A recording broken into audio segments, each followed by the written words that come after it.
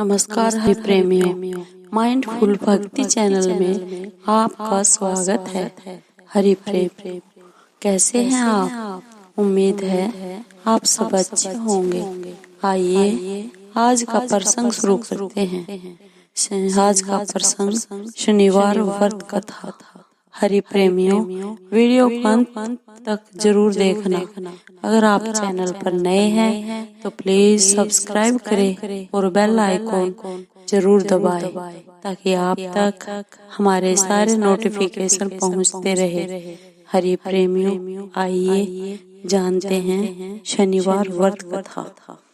एक समय सभी नवग्रहों सूर्य, चंद्र, मंगल, बुध, बृहस्पति, शुक्र, शनि, राहु और केतु में लड़ाई छिड़ गई। इनमें सबसे बड़ा कौन है? सभी आपस में लड़ने लगे और कोई निर्णय न होने पर देवराज इंद्र के पास निर्णय कराने पहुंचे। इंद्र इससे घबरा गए और इस निर्णय को देने में अपनी असमर्थता जताई, परंतु उन्होंने कहा कि इस समय पृथ्वी पर राजा विक्रमादित्य है, जो कि अति न्यायप्रिय है। वे ही इसका न्याय कर सकते हैं। सभी ग्रह एक साथ राजा विक्रमादित्य के पास पहुंचे और अपना विवाद बताया, साथ ही निर्णय के लिए कहा। राजा इस समय से अति चिंतित हो उठे, क्योंकि वे जानते थे जिस किसी को भी छोटा बताया वही कुपित हो उठेगा।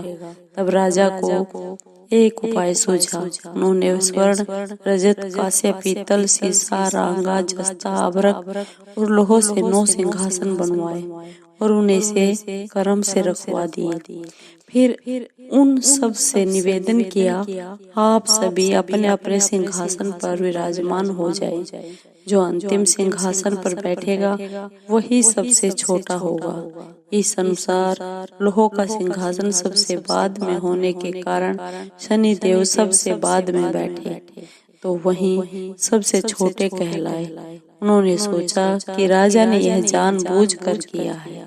उन्होंने कुपित होकर कहा, राजन, तू मुझे नहीं जानता।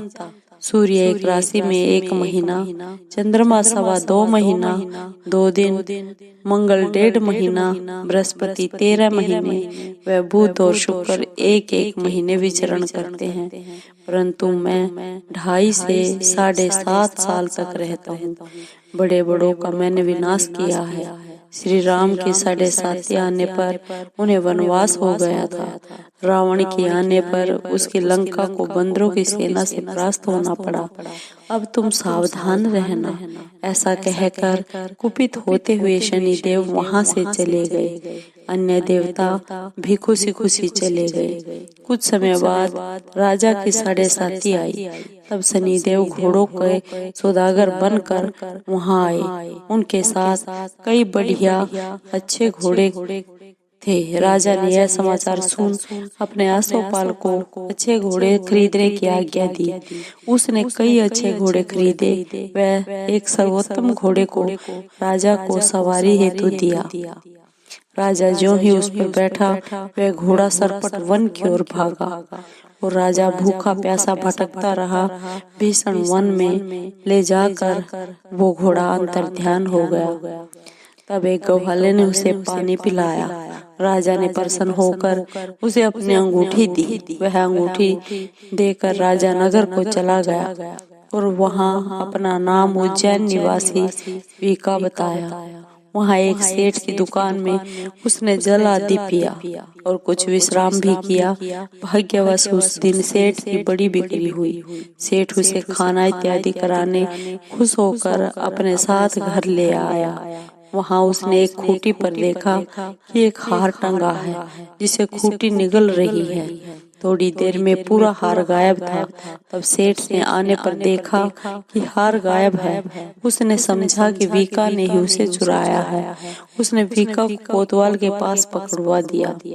फिर राजा ने भी उसे चोर समझकर हाथ पैर कटवा दिए। वह चौरंगिया बन गया और नगर के बाहर फिकवा दिया गया। वहां से एक तेली निकल रहा था, जिसे दया आ गई और उसने वीका को अपनी गाड़ी में बिठा लिया। वह अपनी जीभ से बैलों को हाँकने लगा। उस काल राजा की शनि की दशा समाप्त हो गई थी। वर्षा काल आने पर वह मल्हार गाने लगा। तब वह जिस नगर में था वहाँ की राजकुमारी मनभावनी को वह इतना भाया कि उसने मन ही मन प्रण कर लिया कि वह उस राग गाने वाले से विवाह करेगी। उसने दासी को ढूंढने भेजा। दासी ने बताया वह एक चौरंगिया है, परंतु राजकुमारी ना मानी। अगले ही दिन से उठते ही वह अनशन पर बैठ गई कि विवाह करेगी तो उसी से, वरना नहीं। उसे बहुत तेरा समझाने पर भी जब वह ना मानी तो राजा ने उस तेली को बुला भेजा और विवाह की तैयारी करने को कहा। फिर उसका विवाह राजकुमारी से हो गया। तब एक दिन सोते हुए सोपन में शनिदेव ने राजा से कहा, राजन, देखा तुमने मुझे छोटा बताकर कितना दुख झेला है। तब राजा ने उनसे क्षमा मांगी और प्रार्थना की कि हे शनिदेव, जैसा दुख तूने मुझे दिया है किसी और को ना देना। शनिदेव मान गए और कहा, जो मेरी कथा और व्रत कहेगा उसे मेरी दशा में कोई दुख ना होगा। जो नित्य मेरा ध्यान करेगा और चींटियों को आटा डालेगा उसके सारे मनोरथ पूर्ण होंगे। साथ ही राजा को हाथ पैर वापस दे दिए। प्रातः आँख खुलने पर राजकुमारी ने देखा कि वह आश्चर्यचकित रह गई। विका ने उसे बताया वह उज्जैन का राजा विक्रमादित्य है। सभी अत्यंत प्रसन्न हुए। सेठ ने जब सुना तो उसके पैरों के नीचे की जमीन खिसक गई और राजा के चरणों में गिरकर क्षमा मांगने लगा। राजा ने कहा कि वह तो शनिदेव का कोप था, इसमें तुम्हारा कोई दोष नहीं। सेठ ने फिर भी निवेदन किया कि मुझे शांति तब मिलेगी जब आप मेरे घर चलकर भोजन करेंगे। सेठ ने अपने घर तरह तरह के व्यंजनों से राजा का सत्कार किया।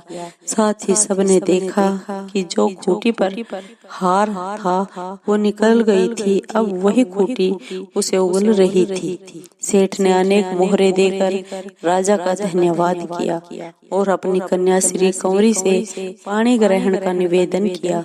राजा ने सहर्ष स्वीकार कर लिया। कुछ समय बाद राजा और अपनी दोनों रानियों मनभावनी और श्री कंवरी को सभी उपहार सहित लेकर उज्जैन नगरी को चले गए। वहां पूर्ववासियों ने सीमा पर ही उनका स्वागत किया। सारे नगर में दीपमाला हुई, वह सब ने खुशी मनाई। राजा ने घोषणा की कि मैंने शनिदेव का सबसे छोटा बताया था, जबकि असल में वह सर्वोपरि है। तब से सारे राज्य में शनिदेव की पूजा और कथा नियमित होने लगी। सारी प्रजा ने बहुत समय खुशी और आनंद के साथ बिताया।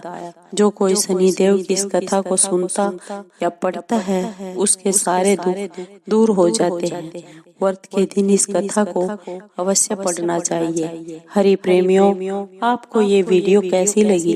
अगर आपको वीडियो अच्छी लगी हो तो लाइक कीजिए, शेयर कीजिए और सब्सक्राइब कीजिए। कमेंट जरूर कीजिए। धन्यवाद।